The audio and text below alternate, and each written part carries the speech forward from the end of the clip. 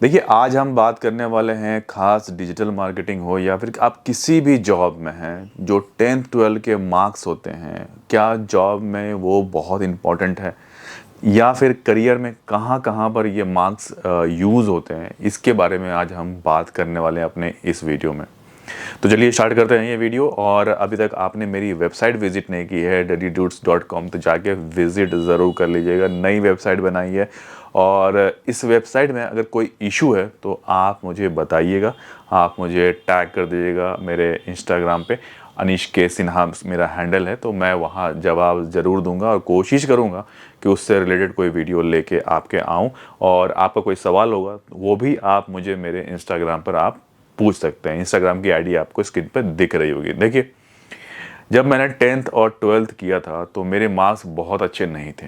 मतलब एक बार मैं जब 10th पास किया था तब मेरे 58% थे, और जब मैंने 12th किया तब मेरे अराउंड 62% थे। इसके ऊपर मार्क्स मैंने कभी नहीं लाया, ठीक है। बट ये चीज़ सिर्फ वहाँ से निकलने के बाद, जब मैंने अपना स्कूलिंग लाइफ जो है वो ख़त्म किया, उसके बाद अगर आप बोलेंगे कहाँ पे यूज़ हुआ, तो ये मेरे ग्रेजुएशन में एडमिशन के टाइम पर ये पूछा गया। उसके बाद जब मैंने एमबीए किया गया तो वहाँ पर ये मार्क्स पूछे गए। इसके बाद मतलब एमबीए करने के बाद आज तक के हिस्ट्री में कभी भी मुझसे मेरे 10th 12th ग्रेजुएशन या फिर मेरे एमबीए किसी का भी मार्क्स नहीं पूछा गया। सेम अगर मैं देखता हूँ अपने करियर में और बाकी लोगों के, जो मेरे फ्रेंड्स जो जॉब कर रहे हैं, उनसे भी मैंने ये बातें पूछी कि मुझसे तो कभी नहीं पूछा गया कि आपके कितने मार्क्स थे 10th में या फिर आपके 12th में कितने मार्क्स थे, या फिर आप फर्स्ट डिवीज़न थे, सेकंड डिवीज़न थे, ये तक नहीं पूछा गया।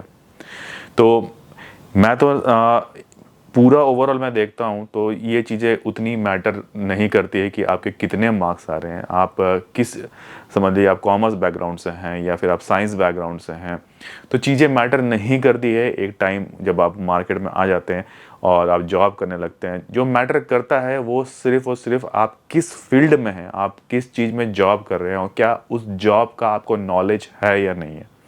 सिर्फ मैटर करता है तो सिर्फ यही करता है, इसके अलावा और कुछ भी मैटर नहीं करता है।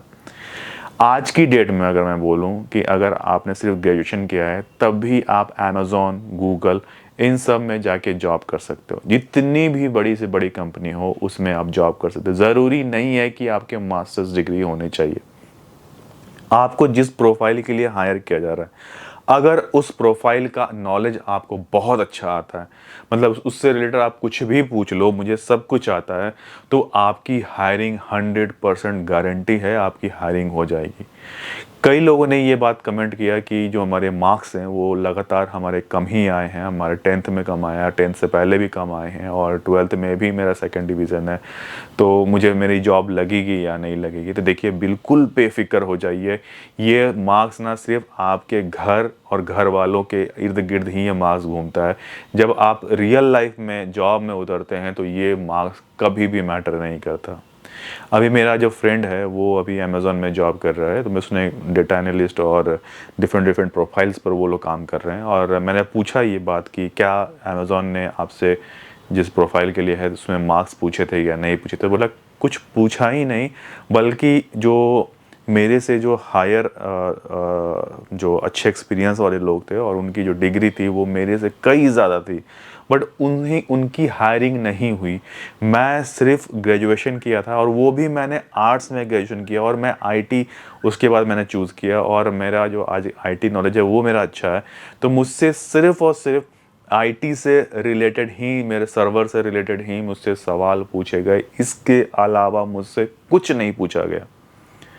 और वहाँ पर जो लोग आए हुए थे उन्होंने एमसीए किया हुआ था और भी कई सारे डिग्रीज थे उनके पास, कई सारे सर्टिफिकेशंस थे उनके पास, बट जो हायरिंग हुई वो मेरी हुई। और मुझे लगा था कि मेरी हायरिंग नहीं होगी, बट वहाँ पर अमेज़ॉन में मेरी हायरिंग हुई।